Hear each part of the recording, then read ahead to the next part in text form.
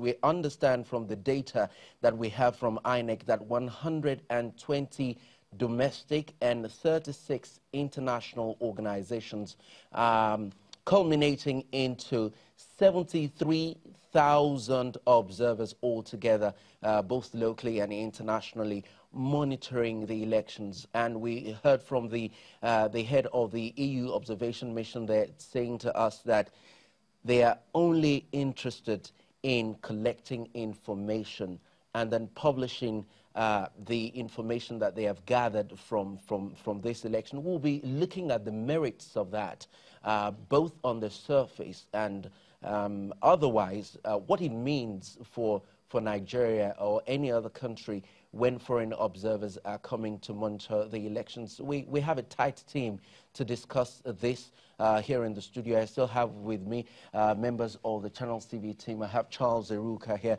I have Ayotunde Balogun. We've been doing this together since the program started 11 p.m. last night. And trust me, we're going to be here with you. We hope that you stay with us till we're done with this at 7 a.m. when we'll be handing over to the next team that will take you up to 3 p.m. tomorrow, monitoring the elections. We also have our guests in the studio. We have, right beside Ayotunde Balogun there, we have Yemisi Adegoke. She's a journalist with the BBC. Thank you for joining this conversation. Thank you for having me.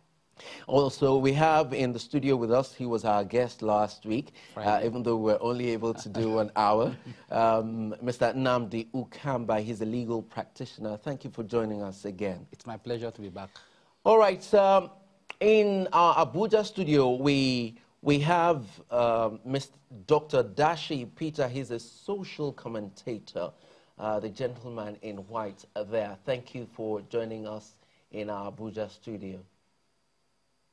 All right, thank you. I can see him giving us a nod there. And we have Mr. Shola Ajay. He's a broadcast specialist with he's right there in the Abuja studio with Dr. Dashi Peter. Thank you very much for joining us for this conversation.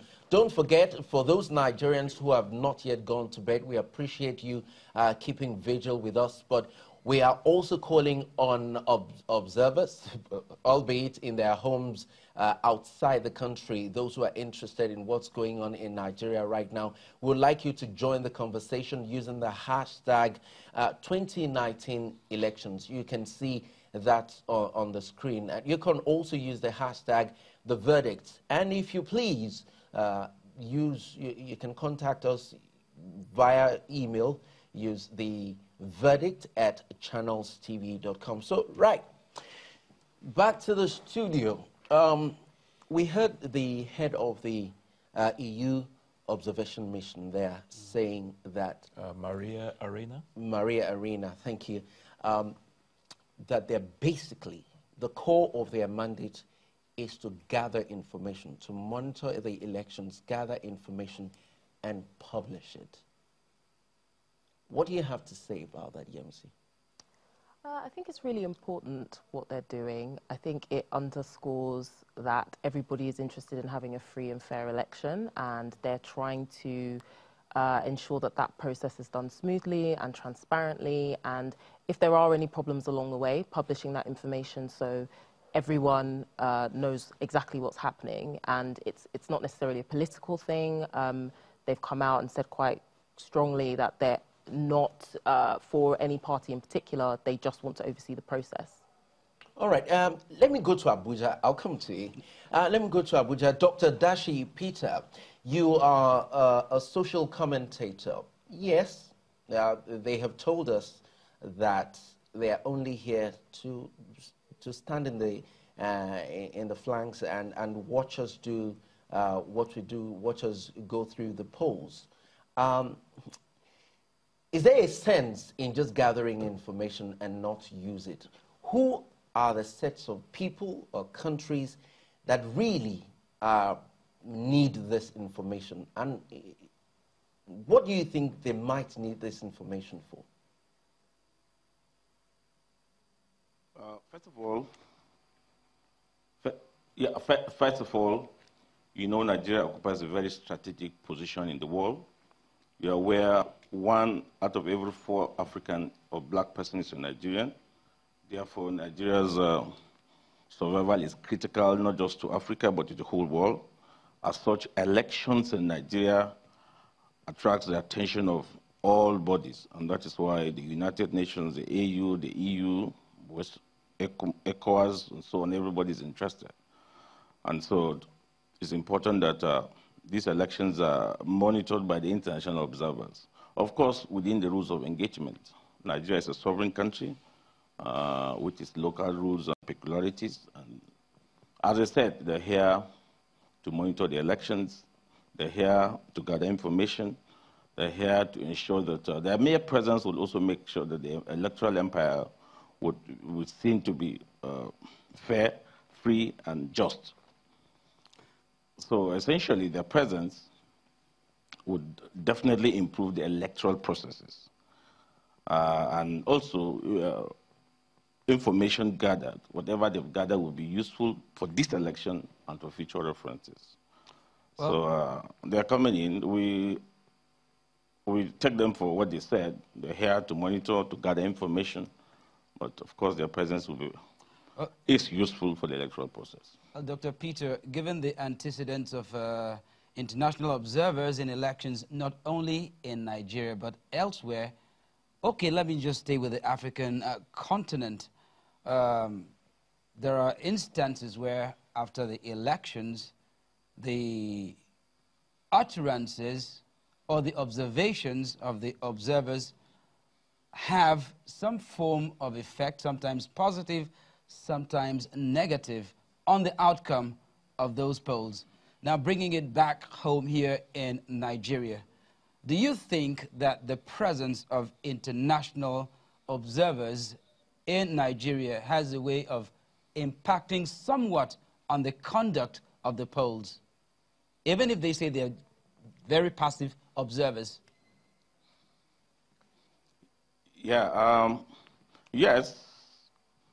Their presence in Nigeria is supposed to improve the conduct of the elections. As I said, there are rules of international engagements. When you come to a country, they must respect the sovereign rights and will of Nigerians, and they respect whatever Nigerians decide to vote for. And their comments are supposed to be fair and not to incite anything in the country, and their comments are supposed to be just as candid as possible and as honest as possible.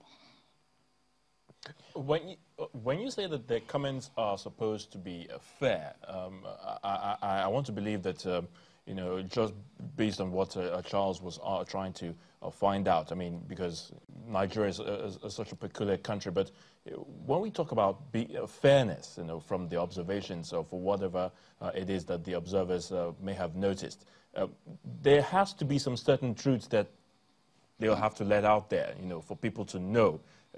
If there are things that probably aren't going quite well the way we expect, how do you expect them to, you know, relay this information, you know, trying to not to be insightful as you talked about? Yeah, but as I said, they're supposed to, every country is peculiar, Nigeria is peculiar. They are supposed to respect our sensibilities, our sensitivities, and not to inflame any passions unnecessarily. But it's also important that they should, as honestly as possible, and as decently as possible, and as carefully as possible, report what they see in the process of the election. As Mr. I said, Shola, the essence is not just for these present elections, it's also for future references. We believe that the... Mr. Shola Jay, let me come to you on this. We've heard the expression too close for comfort, or you're getting into my personal space.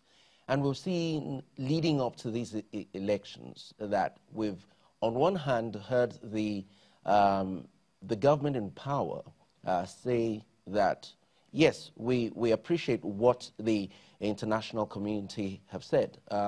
Talk about what the UK said in recent times, what the America said in regards to our election. But also we've seen backlash from the Nigerian government say they have sort of crossed the line. What is crossing the line, really?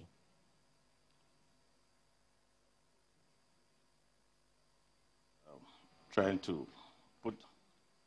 Okay, if you understand what I'm trying to say, well, these election observers have told us that they are here to basically monitor the elections, but we've seen cases where it appears that they went beyond the brief.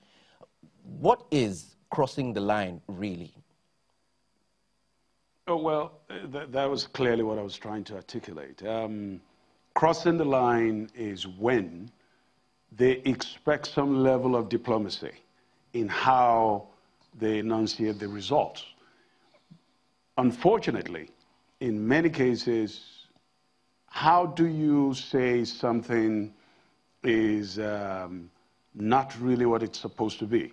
In essence, when you say you cross the line in the sense that, is it fair to which party?